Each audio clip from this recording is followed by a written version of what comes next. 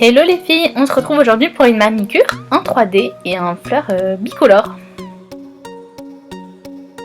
Pour ce nail art, j'ai utilisé ce gel Cat Eyes, effet Cat Eyes en teinte chartreux, donc c'est un vert kaki. Donc pour avoir cet effet Cat Eyes, donc on applique son gel. Ensuite on va en une bonne couche quand même, moi j'ai acheté, peut-être sur une base noire ça ressortirait mieux. Là j'ai appliqué sans base dessous, donc juste le vert, et donc on applique l'aimant par dessus pour avoir ce petit trait, donc on peut l'appliquer dans n'importe quel sens, ça marche très bien. Par contre il ne faut pas catalyser avant. Ensuite pour mes fleurs en gel 3D, donc j'ai utilisé de la résine jaune fluo et de la noire, donc vraiment deux couleurs contrastantes mais qui vont bien avec le kaki au final, parce que ça se mélange un peu, ça fait aussi un kaki.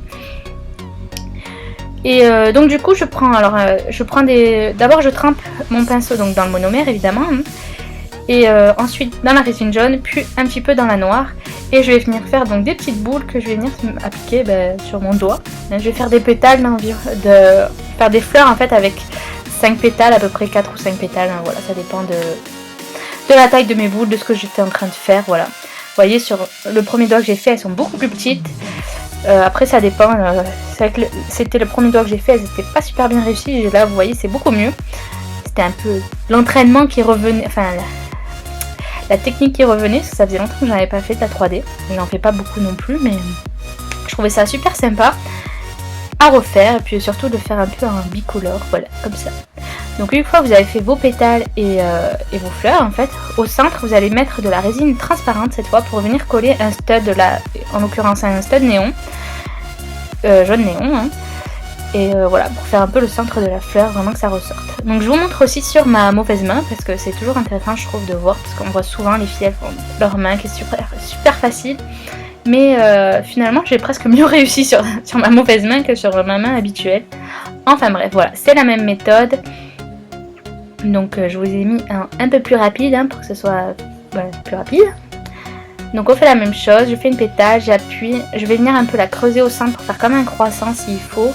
Et ensuite je viens en fait tapoter même avec la tranche du pinceau pour l'étaler sur les bords. Et même l'étaler en profondeur plutôt que sur les côtés. Je sais pas si c'était très clair, mais bon, je pense que les images parlent d'elles-mêmes quand même. Puis il y a pas mal de vidéos à ce sujet, de filles peut-être un peu meilleures que moi. Voilà, je voulais juste vous montrer ce que moi j'avais réalisé. Voilà, parce que j'aimais bien. Et que ça tient super bien.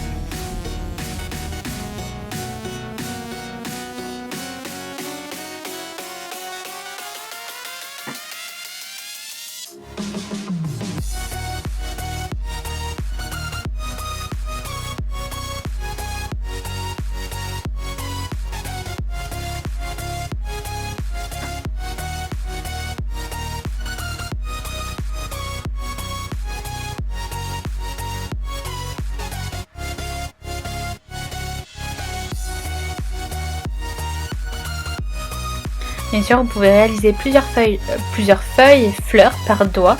Tout dépend voilà, de la longueur de vos ongles aussi. Et puis de ce que vous voulez faire.